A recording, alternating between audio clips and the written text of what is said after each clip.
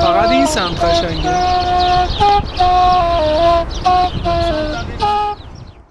حمیدی؟ نه همین یه تیکه آخر رو میزد و گفت وفای جان میدونی بعد درآمد چیه؟ گفتم نه گفت باید در میشه سم بخورم میخورم این چه زندگانی. گفت میدونستی؟ گفتم بالا نه یا هست کسی گفت با ما باشین آقا خیلی چیزا رو یاد میگیری.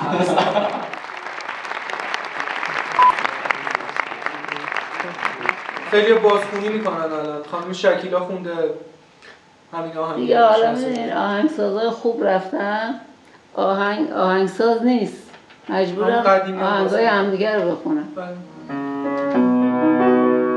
از اول بریم آهنگایی که ساختید بیش از همه با خانوما شما فعالیت داشتید. میخواید تلفن رو پاسخ بدید؟ بله سلام علیکم. پاییز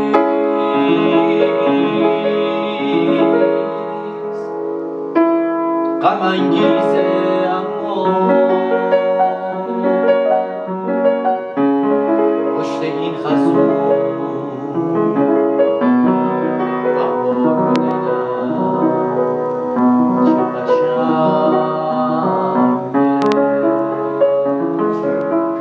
این فکس یه مجدد بفرستید.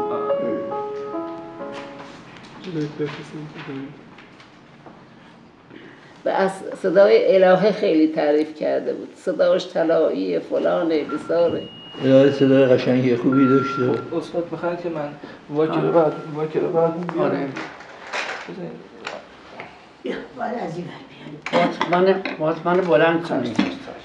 اینجا پایینه نمیتون. وای به من این دفعه گفت بلند کن، من بدبخت شونم شکست. بلند شو یا علی شکست؟ آره پات نه خیلی تصنیف‌ها خوب میخوند و بعد از چند سالم که از اروپا اومد هیچی نکرده. اومد یه شب همینجا جای شما همینجا نشسته بود.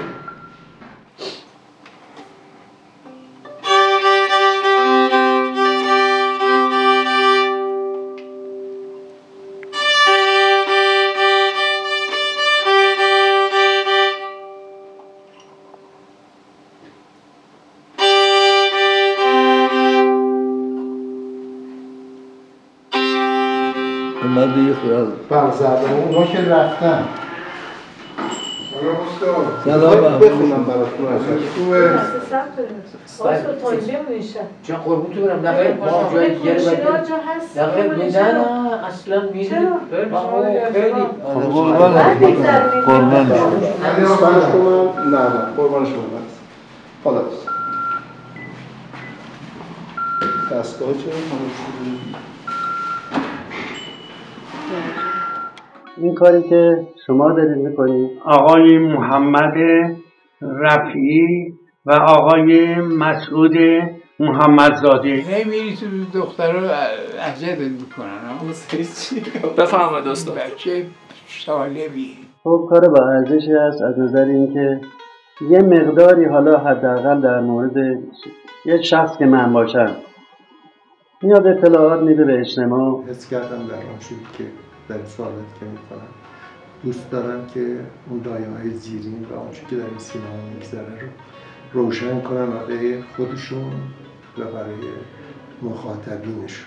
این کاری که شما دارین میکنین ارزنده است، چون صدها شاید میلیون ها مثل شما هستن که با هم رفیقن خوبن میرن ولی چیزی هم موسیقی سرشون نمیشه. حالا تشکر میکنم از این دو جوانی که با این ترافیک سخت و با این وضع ایشون از اصفهان آمدن، ایشون هم به تهران هستند و امیدوارم که کارشون با موفقیت انجام بشه و با توفیق و با استقبالات روبرو بشه.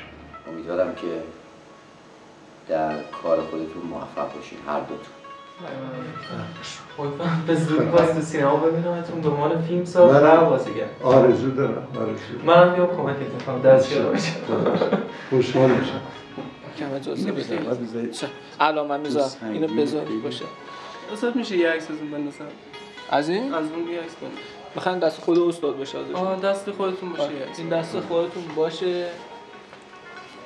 بله آقای رحمانی رفتیم خدمتشون. نمونه انگورش رو داری؟ انگورش آقا عجب انگوری خوشمزه‌ای هم داره. بله خوب.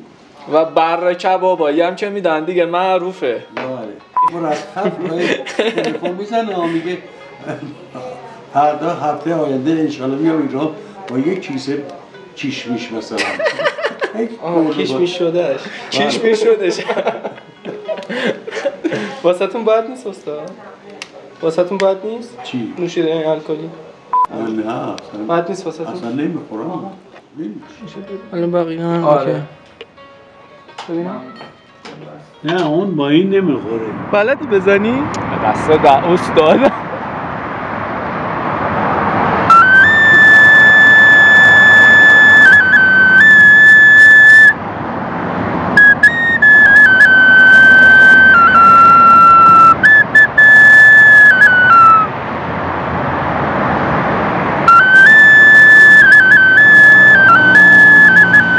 شادش کن. بذار تا اول من یه امتحان خب کنم. بزن. یه که کم بزنید کافیه. نه اول سولوشو استاد بزنم. معلومه ضرب کار کرده.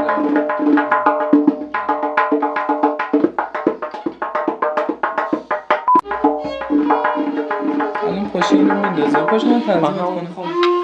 نه اونو اصلا باید مثل تمپو بزن. مینالم من آخر ریتم اصلا میام 10 سال کنن اون بچه کار نکنم بودن.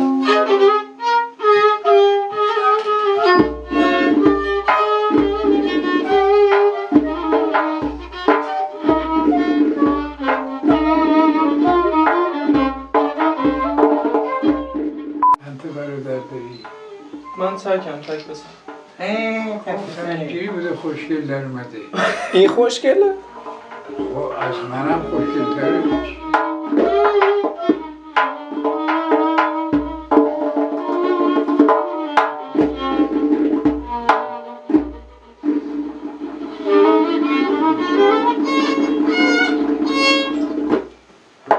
استاد ممنون. خودش خیلی قشنگ میشه تنها بزنه.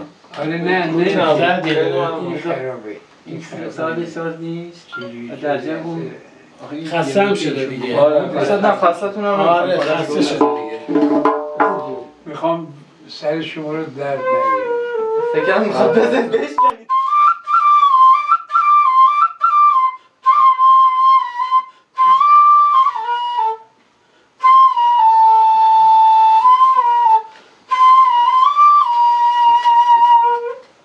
از صحبت خلق بی وفایی مانده، از قوم ندانم که چه باقی مانده.